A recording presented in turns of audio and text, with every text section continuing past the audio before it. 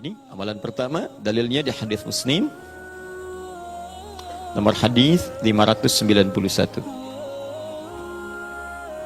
Adalah Rasulullah sallallahu alaihi wasallam bima makna begitu selesai beliau menunaikan salatnya, kemudian beliau beristighfar kepada Allah Subhanahu wa taala. Perhatikan kalimatnya, astaghfirullah, astaghfirullah, astaghfirullah.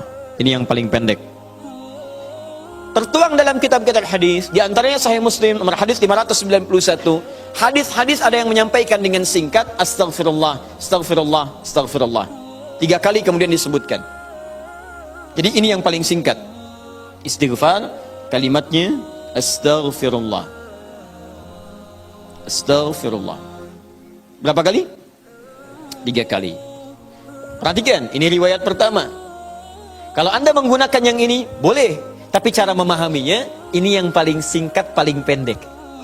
Jadi kalau sedang buru-buru misalnya, ya Anda ingin buru-buru setelah selesai itu, sambil jalan misalnya, ingin dipercepat bacaannya, silahkan pilih yang ini yang singkat. Astaghfirullah, astaghfirullah, astaghfirullah.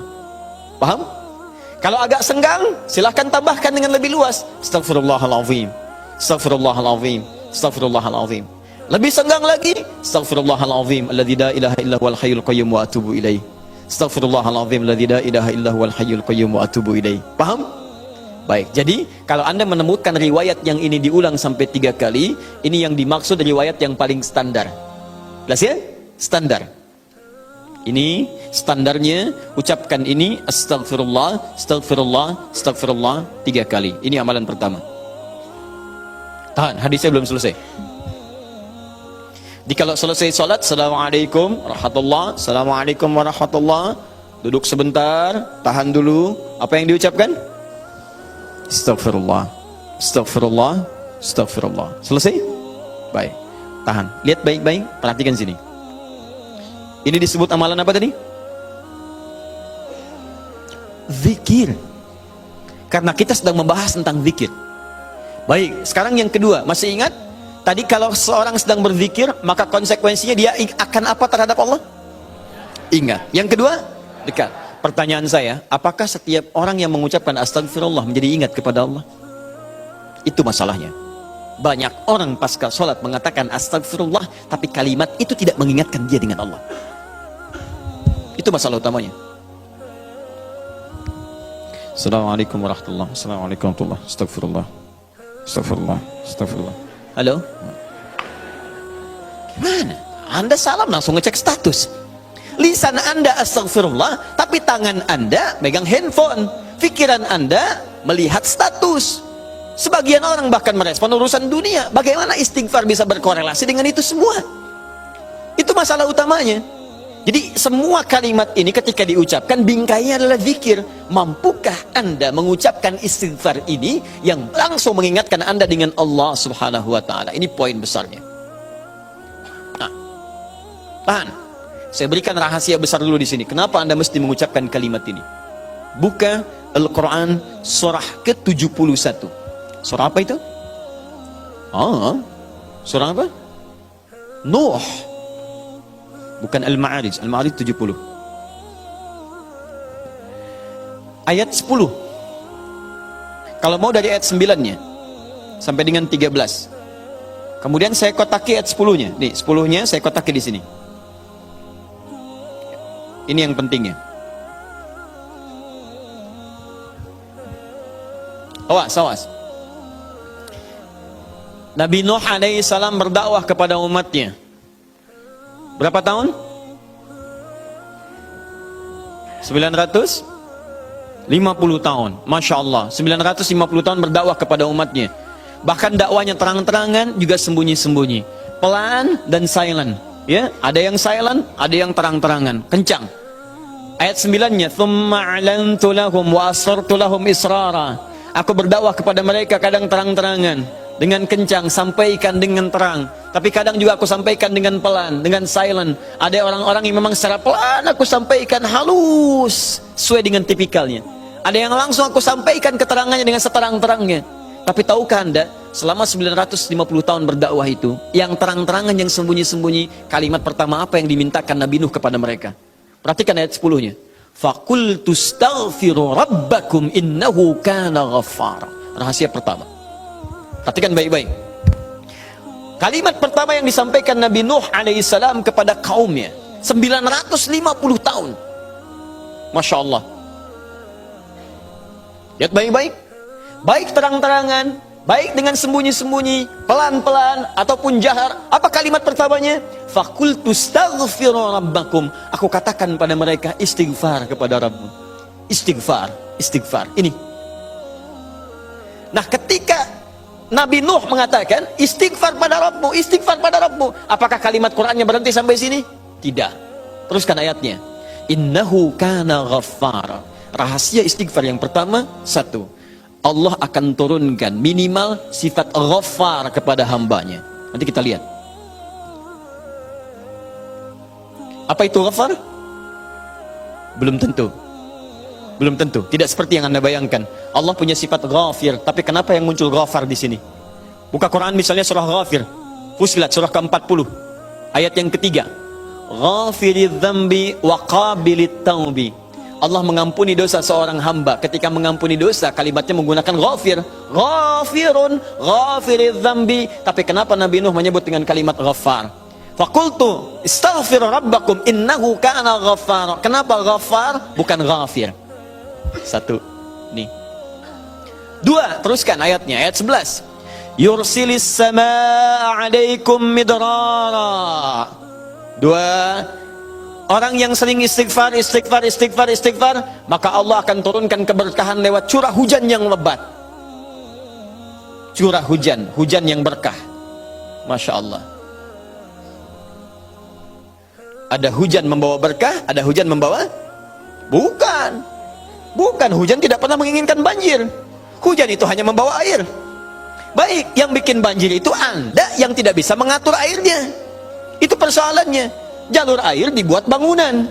Air itu kan sederhana, dia hanya mencari tempatnya, dia meresap sesuai dengan tempatnya. Cuman Anda tidak menempatkan air sesuai dengan tempatnya. Itu masalahnya. Tapi ini beda. Ketika turun, airnya membawa keberkahan dalam kehidupan. Itu lain. Itu lain. Nanti saya berikan rahasia setelah ini. Tiga. Teruskan. Wa yumdidkum bi amwalin wa banina. Masya Allah. Ya istighfar, istighfar, istighfar. Ketika kamu istighfarnya benar kepada Allah, wa yumdidkum bi amwalin, maka Allah akan melimpah ruahkan harta benda Anda. Ya. Meluaskan harta. Banyak. Amwal bukan mal. Wa banina, bahkan keturunan. Teruskan. 1, 2, 3, 4 keturunan. Allahu Akbar. Lihat faedah istighfar. 5. Wa yaj'al lakum jannatin. Dan Allah akan limpahkan kepadamu kebun-kebun yang indah. Awas jangan dilihat kebunnya. Karena kalau Anda lihat orang-orang Arab pada saat itu, mereka emas sudah banyak, Bu. Emas banyak, walaupun masih banyak di Indonesia. Ada Mas Asep, Mas Johar, Mas Surya. Ya, tapi wujudnya beda, ya, wujudnya beda. Di sana emas banyak, perak banyak, bangunan megah.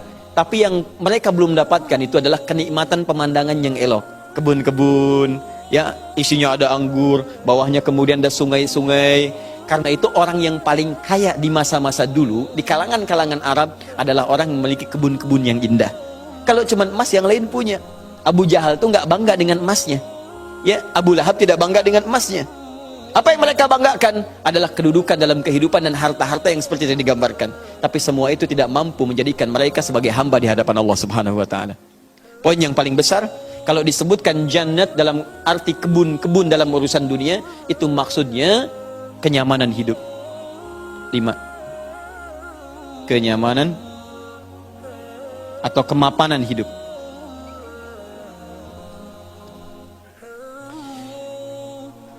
Wa yaj'al lakum anhara, kenikmatan hidup. Masya Allah, sudah mapan, nikmat, kaya, tenang. Wah, ini hebat banget nih hidupnya. Dosanya diampuni oleh Allah, kemudian hidupnya berkah, hartanya melimpah, keturunannya juga luar biasa, gitu kan. Setelah itu hidupnya nyaman, mapan, dan nikmat. Kurang apa lagi? Antum pilih mana? Kaya tapi gelisah atau miskin tapi tenang? Jangan pilih yang ketiga, saya tidak berikan. Nah, tahan sebentar. Lihat sini. Jadi ketika Anda diminta istighfar, astagfirullah, astagfirullah, astagfirullah, ternyata di antara esensi kalimat istighfar itu bukan kalimat biasa. Anda mampu mengucapkannya dengan baik, maka Allah turunkan kemuliaan lewat lisan Nabi Nuh itu. Faqultu astaghfiru rabbakum innahu kana ghaffara yursilis samaa'a 'alaikum midrara wa yumdidkum bi amwalin wa banina wa yaj'al lakum jannatin wa yaj'al lakum anhara. 6 kemuliaan bagi orang yang sangat senang beristighfar kepada Allah Subhanahu wa taala. Tapi ini masih urusan dunia. Akhiratnya belum selesai. Pilih mana? Miskin masuk surga atau kaya masuk neraka? Miskin masuk surga. Kasihan. Kenapa tidak kaya masuk surga? Ya itu pilihan dari saya, ya. Ini pilihan dari Al-Quran. Saya kan tidak mengatakan jangan pilih yang ketiga. Itu yang pertama tadi, ya. Lihat sini. Ini jaminan kehidupan dunianya, mana akhiratnya. Ya Allah, kalau cuma dikasih dunia saya tidak mau. Jangan-jangan saya dunianya bahagia, akhiratnya nestapa. Maka adakah faidah dari istighfar atau kehidupan akhirat saya? Kamu mau minta surga yang mana? Orang-orang surga biasa, saya berikan pada pelaku istighfar surga seluas langit dan bumi. Quran surah ketiga ayat 133. Ayat 133, paling kanan sebelah atas. Lihat, di sini hidupnya lapang, di sini surganya seluas lapangan. Lapangannya apa? Bukan lapangan dunia. Perhatikan lapangan akhirat. Wasari'u ila maghfirah. Bergegaslah Anda untuk memohon ampunan Allah. Maghfirah, turunan kata dari istighfar, minta ampun. Bukankah istighfar minta ampun? Ayo cepat, bergegas, rajin, cepat. Orang yang rajin istighfar, cepat istighfar. Lihat, wa jannatin arduhas samawati wal ard. Maka kami akan sediakan harapan baginya, menyediakan tempat kembalinya surga seluas langit dan bumi. Dan digolongkan ahli istighfar sebagai orang-orang yang takwa. Uiddat lil muttaqin, kami siapkan untuk orang takwa. Siapa orang takwa dimaksud? Awal ayatnya wasari'u ila maghfirah. Surga seluas langit dan bumi. Masya Allah. Silakan kalau mau koprol, berhenti di mana tuh? Ya.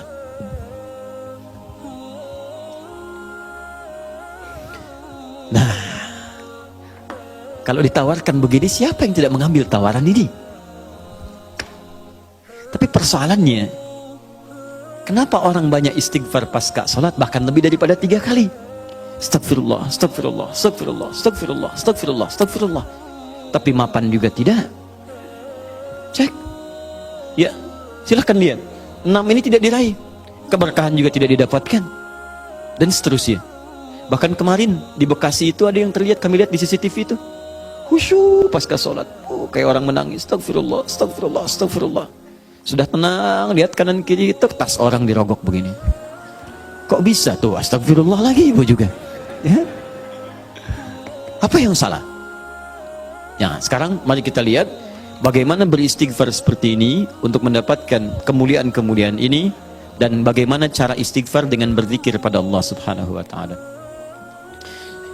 Frame terbesarnya, frame-nya dalam amalan ini disebut dengan zikir. Ingat tadi telah disebutkan di awal. Zikir itu mesti mampu mengingatkan kita dengan Allah, juga membuat hubungan kita lebih dekat dengannya. Nah, sekarang fokus. Di antara amalan zikir pasca salat adalah istighfar. Dengan mengucapkan kalimat paling singkat, astagfirullah, astagfirullah, astagfirullah. Sekarang kita bedah dulu isi kalimatnya. Ini astagfirullah. Dalam ilmu saraf, kalimat astagfirullah ini dibagi ke dalam 3 bagian. Satu, ada awalan menggunakan kata ista begini. Kemudian ditambah dengan akar kata ghafara. Kemudian ditambah terakhir objek harapannya kepada Allah Subhanahu wa taala. Sekarang fokus baik-baik. Ista dalam ilmu saraf itu fungsinya untuk menunjukkan salah satunya, menunjukkan pada permohonan, meminta sesuatu. Ghafara, ampunan, meminta ampunan menggunakan istaghfara. Istaghfara itu kata kerjanya, istighfar keadaannya, kata benda atau sifatnya. Jadi kalau ini menunjukkan permintaan atau permohonan, Kemudian apa yang diminta? Ghafara, ampunan dari Allah subhanahu wa ta'ala. Tapi persoalannya dalam bahasa syariat tidak pernah ada kalimat ghafara, yaitu ampunan, kecuali disandingkan atau dilawankan kepada dosa. Ini poinnya. Jadi kalau Anda minta ampunan, Anda harus merasakan apa yang mau diampuni. Dia orang itu mustahil minta ampun kalau tidak ada yang mau diampuni. Paham? Ada seorang ngambil barang, tiba-tiba dipukulin orang lain, mengatakan ampun, ampun, ampun. Kenapa minta ampun? Untuk dihentikan pukulannya. Kenapa dipukul? Karena pernah berbuat salah. Bahasa singkatnya, jika Anda memohon ghufran kepada Allah, ampunan kepada Allah, itu artinya Anda telah berbuat kesalahan atau dosa dalam kehidupan. Jelas? Dosa dalam bahasa Arab disebut dengan dzambun namanya. Dzambun. Kalau dia banyak disebut dengan dzunubun. Dzunubun. Dzunub. Kalau dosanya satu ini, satu saja, dzambun, maka Allah menurunkan sifat untuk mengampuni satu dosa ini. Anda sebut namanya, minta kepada Allah, maka berpeluang mendapatkan ampunan dari Allah. Apa namanya? Ghafir. Sifat Allah yang mengampuni satu dosa. Ghafir. Turun Quran surah Ghafir. Ya, surah ke-40 itu. Ayat ketiganya, Ghafiriz dzambi. Kata ghafir dipasangkan dengan dzambun. Ghafiriz dzambi wa qabilit taubi. Ketika Anda ingin minta ampun kepada Allah satu dosa, berbuat dosa, astaghfirullah ya Allah, ampuni saya Allah. Allah turunkan sifatnya ghafir, saya ampuni kamu. Saya terima taubatmu. Paham? Tapi ketika dosa Anda berlipat, banyak dosa, mata berdosa, telinga berdosa, lisan berdosa, sampai ke kaki berdosa, maka bukan dzambun namanya, tapi dzunubun. Sifat Allah yang mengampuni aneka dosa dan tidak membiarkan hambanya larut dalam dosa, maka turunlah kemudian yang kedua disebut dengan Ghaffar namanya. Ghaffarun. Maka istighfar ketika Anda mohonkan kepada Allah, dahsyatnya bukan menurunkan sifat yang pertama Ghafir, tapi menurunkan sifat yang kedua Ghaffarun. Pertanyaan saya, siapa yang dosanya cuma satu sampai hari ini? Boleh angkat tangan? Ayo, saya pulang. Anda lebih layak kalau cuma satu dosa, lebih layak memberikan tausiah dibanding Adi Hidayat yang banyak dosa.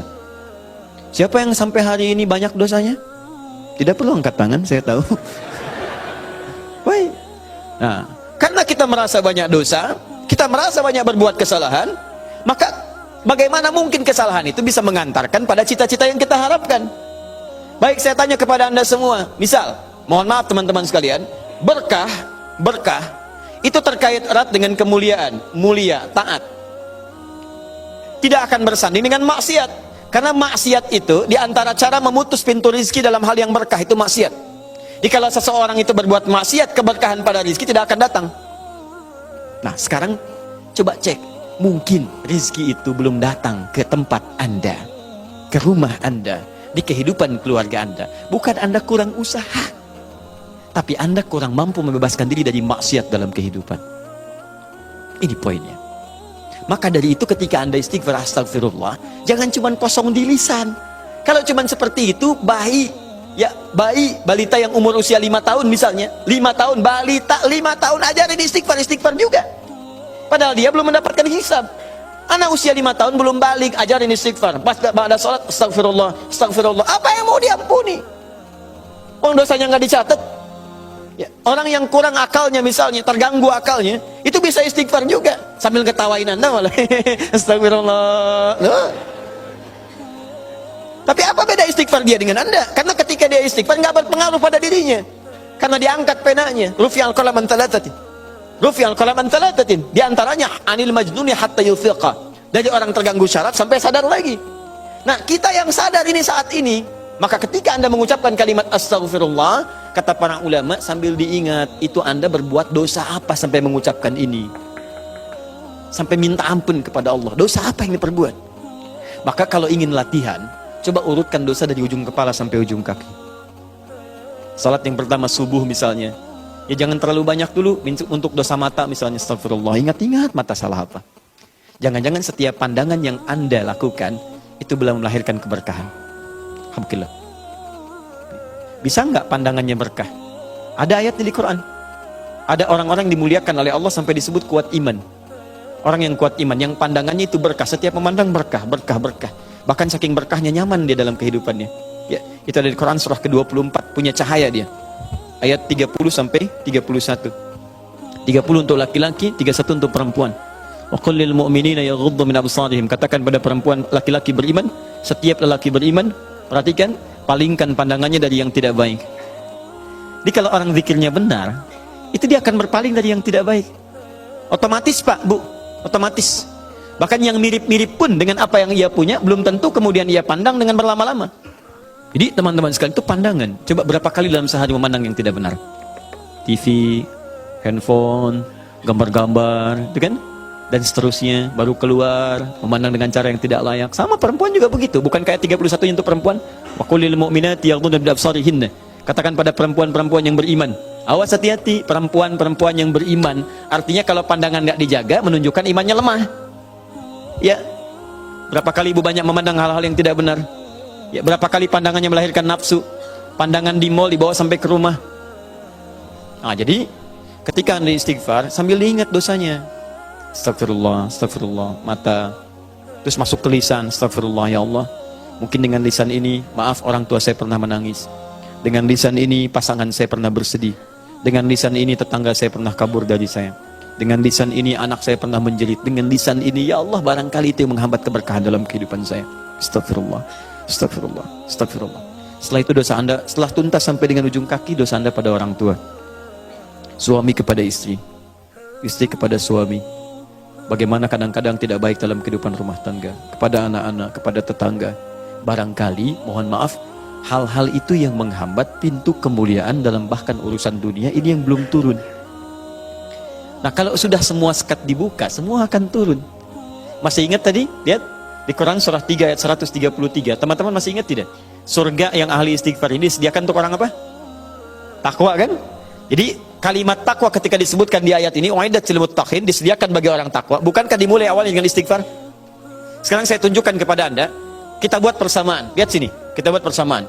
Istighfar adalah sama dengan amalan ahli takwa. Takwa bisa mengantarkan ke surga. Tapi anda jangan lupakan bahwa takwa pun membuka semua pintu keberkahan urusan dunia dari langit dan bumi. Takwa persamaannya berkah langit dan bumi. Dari mana mendapatkan persamaan ini? Di Quran surah ke-7, teman-teman sekalian, ayat 96. Walau anna ahlal qura amanu wattaqau la fatahna alaihim barakatin minas sama'i wal ardh. Kalaulah kemudian ada orang-orang beriman, ahli takwa, bertakwa kepada Allah, bahkan satu komplek bertakwa, satu kampung bertakwa, kami buka semua pintu keberkahan di langit dan di bumi. Semua pintu keberkahan. Jadi kalau Allah sudah buka dari manapun dan dimanapun anda beraktivitas, akan mudah dan nyaman anda beraktivitas. Di rumah pintu berkah dibuka, nyaman. Di kantor dibuka, nyaman. Di kehidupan sosial dibuka, nyaman. Jadi kalau orang rajin istighfar, astagfirullah, astagfirullah, astagfirullah, maka masya Allah, dahsyat sekali hasilnya. Jelas? Halo? Jadi caranya yang pertama, awas ini, kalimat ghafar, rinci dulu. Rinci dosa-dosanya, begitu istighfar, rinci astagfirullah, astagfirullah, astagfirullah, astagfirullah. Jelas? Baik, kalau sudah nyaman dengan ini, perhatikan baik-baik. Ini ada turunan-turunannya di sini. Di antara turunannya tadi ada curah hujan yang lebat, ya. Nah, maka kalau misalnya di tempat anda hujan sedang kering, ya, ada kekeringan, jarang turun hujan, coba dicek dulu. Barangkali hujan belum turun di tempat anda, bukan karena curahnya aja yang belum datang. Barangkali curah maksiatnya kebanyakan. Ya, sehingga itu harus dibuka dulu, buka, lempar sehingga keberkahan turun. Maka amalan pertama kata para ulama yang dilakukan adalah coba satu kompleks, satu kampung istighfar dulu pada Allah. Istighfar, istighfar, istighfar, istighfar, lalu minta kepada Allah dengan kemuliaan, tunaikan salat istisqa, maka turun hujan pada saat itu. Ini poin ini. Demikian yang lainnya. Di satu, cara beristighfar dengan cara mengingat dosa kita di hadapan Allah Subhanahu wa ta'ala. Dua, tahan sebentar.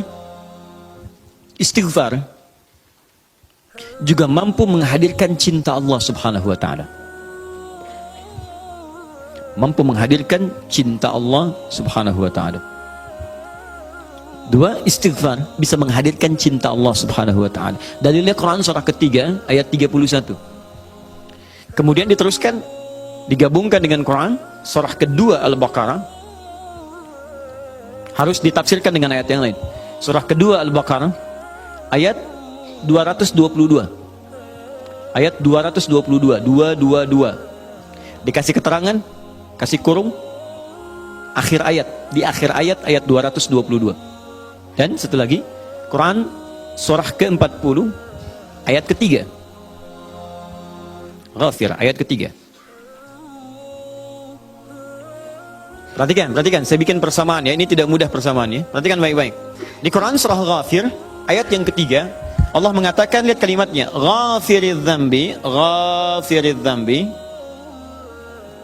wa qabilit taubi, wa qabil at-taubi. Perhatikan sini. Ghafiriz dzambi, Allah yang mengampuni dosa.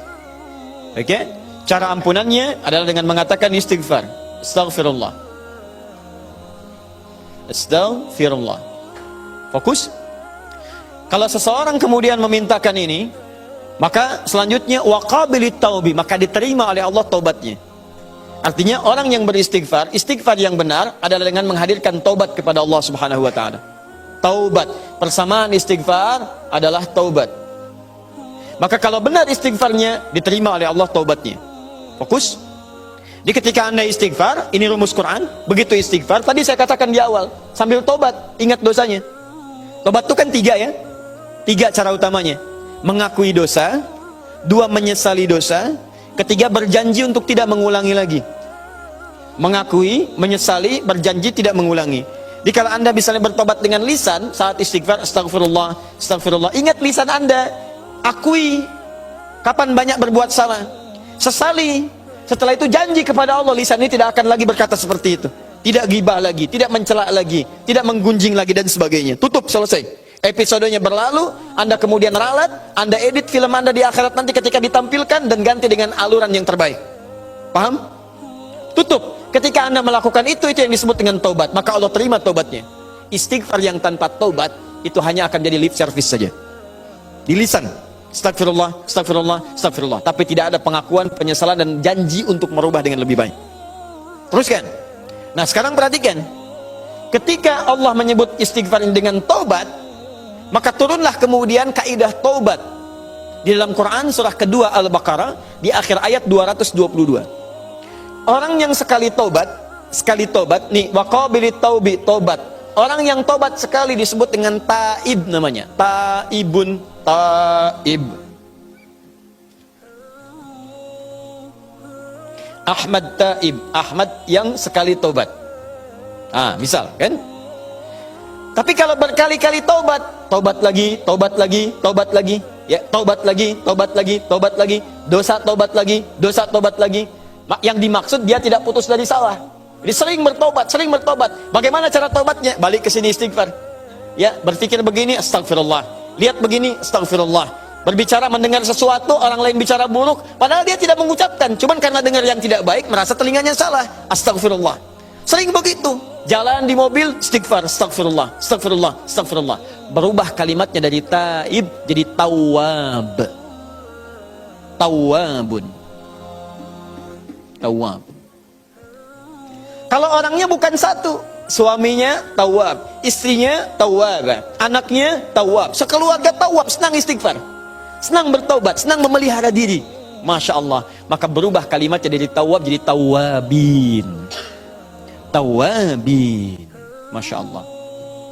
Perhatikan, ketika Anda menjadi bagian dari tawwabin, maka muncullah kemudian cinta Allah Subhanahu wa taala.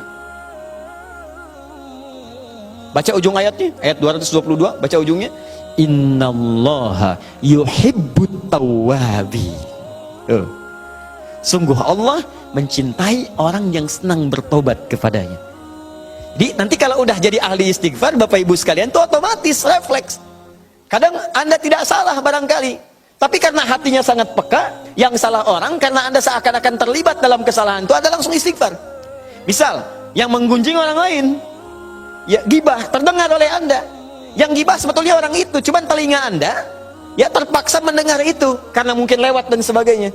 Padahal yang gibah dia, tapi Anda kok merasa kayak telinga saya salah nih. Kok hari ini malah dengar ini astagfirullah, astagfirullah, astagfirullah. Jelas ya? Jadi orang yang seperti ini naik status dari taib jadi tawab. Dan itu enak. Kalau sudah terbiasa enak. Astagfirullah, astagfirullah, astagfirullah, astagfirullah. Kadang-kadang jalan astagfirullah. Kadang-kadang mikir lagi kemarin saya salah astagfirullah. Istighfar, istighfar. Tawab, dicintai Anda oleh Allah. Kalau Anda sudah begitu, berarti Anda sebagai pribadi yang sedang dicintai oleh Allah Subhanahu wa taala. Dan berita baiknya, kalau hamba sudah dicintai oleh Allah, maka dia akan dijaga dari perbuatan dosa sampai kembali pada Allah Subhanahu wa taala. Dalilnya di Quran surah ketiga tadi ayat 31. Qul in kuntum tuhibbunallaha fattabi'uni yuhibbukumullahu wa yaghfir lakum dzunubakum. Katakan Muhammad pada umatmu, jika serius mencintai saya, maka buktikan cinta itu dengan mengikuti tuntunan-tuntunan yang engkau bawa, maka dengan itu aku akan mencintai mereka. Nah, sekarang kaidahnya ketika Allah mencintai hambanya, apa yang terjadi? Wa yaghfir lakum dzunubakum. Allah akan mengampuni semua dosa-dosanya. Kata para ulama, ciri orang yang diampuni dosanya oleh Allah itu adalah dia akan dijaga, tidak akan pernah berbuat maksiat yang serupa atau maksiat yang lainnya dalam hidupnya. Jadi kalau teman-teman pernah bertobat dari dosa, ciri ampunannya adalah itu tidak akan berulang lagi dan akan berganti jadi amal soleh. Soleh lawannya salah, soleh lawannya salah. Jadi kalau yang salah sudah hilang, yang soleh muncul. Kata-kata baik itu soleh, umpatan itu salah. Di orang yang terbiasa meninggalkan umpatan, dia akan terbiasa berkata yang mulia. Sederhana sebetulnya. Jadi kalau kata-kata Anda sedang mengeluarkan yang kotor, ini menunjukkan amal soleh Anda kurang. Karena yang soleh itu tidak akan bertemu dengan yang salah. Maksiat tidak akan ketemu dengan taat. Sederhana. Jadi kalau Anda bisa memilih yang soleh, kenapa Anda pilih yang salah? Ya. Kalau Anda bisa memilih taat, kenapa mesti melakukan maksiat? Rizki itu, Anda mau cari dengan yang soleh atau dengan cara yang salah, tidak akan pernah mengubah jumlahnya. Tetap akan sama. Sampai meninggal tidak akan berubah. Yang beda cuma keberkahannya. Anda cari dengan cara yang jujur misalnya. Hidup Anda sampai dengan meninggal 100 miliar. Anda cari dengan korupsi, nggak akan menambah, nggak akan kurang 100 miliar juga. Cuman barangkali yang beda keberkahannya. Jadi kalau Anda bisa mencari dengan yang halal, kenapa mesti maksa mencari yang haram? Nggak akan berubah.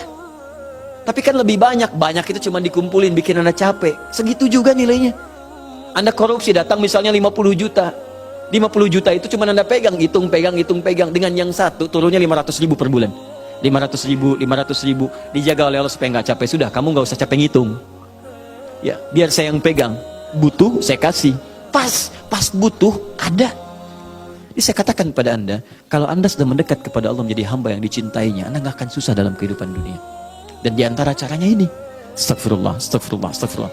Kalau Anda sudah dicintai oleh Allah, mohon maaf ya, jangankan kemudahan hidup, doa Anda seketika sebelum meminta sudah Allah kabulkan. Saya pernah katakan pada Anda seorang tukang roti yang merindukan Imam Ahmad.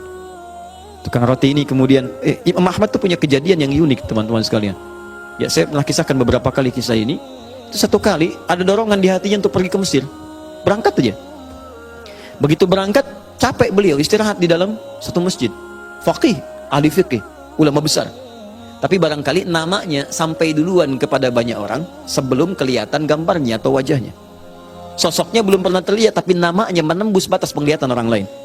Hampir semua kalangan kenal dengan Imam Ahmad. Kenal dalam pengertian, pernah mendengar namanya, tapi belum pernah melihat sosoknya. Tiba-tiba, ketika istirahat di dalam masjid, marbot masjidnya mengatakan, keluar dari sini. Keluar. Karena belum pernah lihat Imam Ahmad sebelumnya. Imam Ahmad tidak pernah mengatakan, saya Imam Ahmad. Tidak. Ya, tapi kata beliau, saya hanya beristirahat. Karena taufiknya, tidak, kamu keluar dari sini. Maka ketika beliau keluar, istirahat di alas di luar itu, di pelataran, diusir juga. Rawah katanya. Di bahasa Arab itu ada 3 cara minta orang pergi ya untuk keluar. Satu, ukhruj atau idhab, pergi. Yang kedua, barrah, keluar. Ya, kalau sudah barrah itu sudah agak kasar. Ya, udah agak kasar tuh, ya. Ukhruj, Anda diam. Barrah, saya bukan barrah, saya Husain. Bukan, itu kasar namanya. Keluar. Nah, ada yang ketiga yang lebih kasar lagi, namanya rawah. Rawah dari kata roh, pergi dengan roh-rohnya sekalian. Jangan sampai fisiknya ke sana, rohnya di sini. Ya, atau sebaliknya. Baik, rawah itu disebut rawah, rawah, pergi sana. Pergi Imam Ahmad di jalan, kemudian beliau sedang jalan, tiba-tiba kelihatan oleh tukang roti sedang membuat adonan roti. Begitu melihat orang ini terlihat semakin lelah, dipanggil oleh beliau, "Syekh, ta'al huna, kesini, silahkan istirahat dulu." Imam Ahmad istirahat merebahkan, kemudian sambil melirik kepada tukang roti ini, dia setiap membuat adonan roti dia beristighfar kepada Allah. Astagfirullah, astagfirullah, astagfirullah. Imam Ahmad paham dengan faidah ini, tapi beliau ingin mendengar apa yang diucapkan tukang roti ini lewat lisannya. Maka bertanyalah kepada tukang roti ini. Perhatikan kalimatnya. "Ma faidatu istighfarika ya Syekh?" "Syekh, Sayyid, Anda saya perhatikan dari tadi setiap bikin adonan, lakukan ini, selalu istighfar. Apa sih manfaat istighfar itu bagi Anda?" Apa manfaat istighfar itu bagi Anda? Perhatikan kalimatnya. "Wallahi," kata tukang roti ini, "wallahi, tidak pernah saya mengamalkan istighfar dalam setiap pekerjaan saya kecuali semua doa-doa saya dikabulkan oleh Allah Subhanahu wa taala. Kecuali satu sampai hari ini yang belum terjadi. Dan saya mohon kepada Allah, imma saya sebelum meninggal atau yang saya doakan sebelum meninggal untuk bisa berjumpa dengan saya." Apa doanya itu? "Saya memohon kepada Allah untuk berjumpa dengan Imam Ahmad bin Hanbal. Baik itu sebelum saya wafat atau sebelum beliau diwafatkan oleh Allah Subhanahu wa taala." Kata Imam Ahmad, "Allahu Akbar." Jadi ini yang membuat saya datang ke sini karena istighfarmu. Karena istighfar yang kau lakukan itu yang mendorong saya datang ke sini. Itu yang menjadikan saya dikeluarkan dari masjid. Itu yang mendorong saya kemudian datang ke tempat ini. Karena istighfar yang kau lakukan. Masya Allah. Dan jangan lakukan itu kepada saya.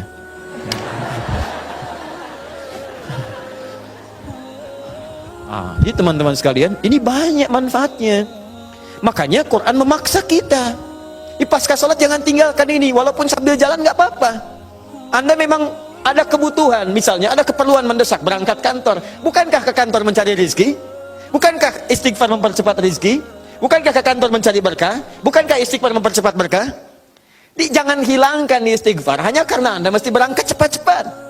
Begitu selesai assalamualaikum, assalamualaikum, qiyaman. Anda boleh sambil berdiri sambil jalan. Astagfirullah, astagfirullah, astagfirullah. "Pak Andi, ya mau kemana?" Astagfirullah. Astagfirullah, astagfirullah. Jalan. "Assalamualaikum akhi. Ila aina anta?" "Ila liqa." Astagfirullah. Astagfirullah. Jalan, jalan, jalan, jalan. Bila duduk tenang. Di rumah sakit boleh, tapi kan tidak harus menafikan sholat. Pasca sholat sambil berbaring. Astagfirullah, astagfirullah. Barangkali dengan sakit itu Allah ingin mengampuni dosa Anda, dan dengan istighfar itu semakin banyak dosa yang diampuni oleh Allah Subhanahu wa taala. Anda sehat belum mau minta ampun, dikasih sakit belum istighfar juga, lantas Anda mesti dikasih apa lagi? Supaya Allah berkenan mengampuni dosa-dosa Anda. Jadi ini yang membuat amalan ini semakin mendesak. Kemudian setelah itu teman-teman sekalian, fokus baik-baik. Mohon izin, diminta akan ditunaikan dalam setiap keadaan karena sayangnya Allah kepada kita, bukan karena dituntutnya kita untuk banyak mengejarkan dan banyak mengucapkan kalimat-kalimat itu. Jelas? Nah, 3 kali ini standar, biasa. Barangkali nanti Anda ada yang akan 30 kali. Ada yang mungkin akan 300 kali. Kenapa? Karena merasa dosanya semakin banyak pernah dikerjakan. Di 3 kali ini latihan. 1 kali disebut belum ingat dosa, wajar. 2 kali disebut belum ingat dosa, agak wajar. 3 kali disebut belum ingat juga, ada yang salah dalam dirinya. Saya bacakan sekali, Anda belum ingat, wajar. Saya bacakan 2 kali, Anda belum ingat, agak wajar. 3 kali saya sebutkan, masih belum ingat juga, Anda yang keliru di dalamnya. Ya. Makanya kalimat 3 ini jangan diartikan 3 kali dalam pengertian 3 kali tekstual, bukan. Ini standar untuk mengingatkan. Ya, kalau Anda ingin lebih daripada itu silahkan. Kalau merasa ada banyak harus diampuni oleh Allah Subhanahu wa taala. Ingat, mata itu baru keberkahan, lisan ada berkahnya, tangan ada berkahnya sampai ke ujung kaki. Kalau sudah seperti itu, wah enak tuh. Jalan kemanapun hamba Allah Anda. Ya, wa ibadur rahmanil ladzina yamshuna 'alal ardi hauna. Quran surah 25 ayat 63. Hamba Allah itu kalau jalan kemanapun jalannya tenang. Wa idza khatabahumul jahiluna qalu salama. Bahkan diprovokasi oleh orang lain, tenang aja hatinya, salama, tenang, salama, salama. Karena itu, orang-orang yang seringkali istighfar kepada Allah mendapatkan semua anugerah tadi. Maka dia mendapatkan apa tadi diantaranya? Berkah, kemuliaan, apalagi diantaranya? Ya, tadi himpunan-himpunan tadi disebut dengan salam namanya, ya, keberkahan, ketenangan, kenyamanan, macam-macam salam namanya. Bahasa singkatnya, tidak pakai din salam. Ya. Sana. Nah, belum selesai. Siapa yang punya salam ini? Siapa yang punya? Yang punya tadi semua anugerah tadi siapa? Allah. Masya Allah. Dari mana semua kemuliaan ini? Dari Allah. Baik, teman-teman sekalian, siapa yang menurunkan keberkahan? Allah. Baik, siapa yang punya kemuliaan? Allah. Baik, kalau anda mau mintakan semua itu setelah tadi istighfar semuanya dimintakan dengan baik, anda akui semua dari Allah, anda katakan Allahumma. Siapa yang punya tadi salam? Allah. Antas salam. Dari mana semua ini? Allah. Wa minkas salam. Baik, siapa yang punya keberkahan? Allah. Tabarakta. Siapa yang punya kemuliaan? Allah. Ya dzal jalali wal ikram. Karena itu di hadis ini, Muslim nomor hadis 591, kalimat istighfar yang 3 kali disambungkan dengan kalimat Allahumma antas salam wa minkas salam tabarakta ya dzal jalali wal ikram. Bahkan ada yang menyambungkan langsung dengan doa supaya sekaligus minta kemuliaan. Allahumma antas salam wa minkas salam wa ilaika ya'udus salam hayyina rabbana bis salam wa adkhilna jannata daras salam tabarakta ya dzal jalali wal ikram. Semua doa tadi adalah menghimpun kalimat-kalimat yang 6 tadi. Jadi bukan berarti menambah bacaan, dia menyandingkan zikir dari Nabi dengan doa-doa kepada Allah, mengambil keumuman hadis. Kalau anda ingin ngambil yang paling pendek standar, boleh. Setelah istighfar, anda akui dari mana semua itu. Allahumma antas salam. Ya Allah, hamba yakin dengan istighfar ini semua kemuliaan hanya milikmu. Wa minkas salam, semua darimu ya Allah. Tabarakta ya dzal jalali wal ikram. Terima kasih Allah, engkau pemilik segala keberkahan, engkau pemilik segala kemuliaan. Mohon berikan semuanya itu kepada hamba ya Allah untuk mendapatkan kemuliaan hidup dunia akhirat. Poinnya. Kalau ingin langsung minta, maka ulama kemudian merumuskan kalimatnya, disampaikan pada kita. Dan ulama pewaris Nabi. Di hadis Ibnu Majah nomor hadis 233 dari Abu Darda radhiyallahu taala anhu, wa innal ulama'a warathatul anbiya. Para ulama itu pewaris Nabi, pewaris para nabi. Maka mereka mengatakan kalau ingin langsung minta semua kemuliaan tadi, silahkan bacakan Allahumma antas salam sekaligus dengan doanya. Allahumma antas salam wa minkas salam wa ilaika ya'udus salam fahayyina rabbana bis salam wa adkhilnal jannata daras salam. Jannah yang tadi ya, tabarakta ya dzal jalali wal ikram. Kalau ingin singkat, kembalikan ke asal mula tekstual tadi. Allahumma antas salam wa minkas salam tabarakta ya dzal jalali wal ikram. Paham sampai sini? Itulah kenapa anda mesti baca kalimat ini, bukan kalimat formalitas. Astagfirullah, astagfirullah, astagfirullah. Allahumma antas salam, minkas salam, tabarakta ya dzal jalali wal ikram. Kenapa baca itu? Junnah. Bukan karena sunnah, bukan karena yang lain. Itu memang sunnah, tapi sunnah itu diminta untuk difahami dan diamalkan untuk mendapatkan curahan ini semua. Wallahu ta'ala a'lam bissawab. Jelas? Nah, itulah kenapa para ulama membimbing kita untuk membaca doa ini. Nabi sampai mencontohkan dengan tegas, dan Al-Quran sampai menguatkan jangan sampai ditinggalkan kalimat-kalimat ini sekalipun anda mesti terburu-buru dalam mengerjakan aktivitas kehidupan.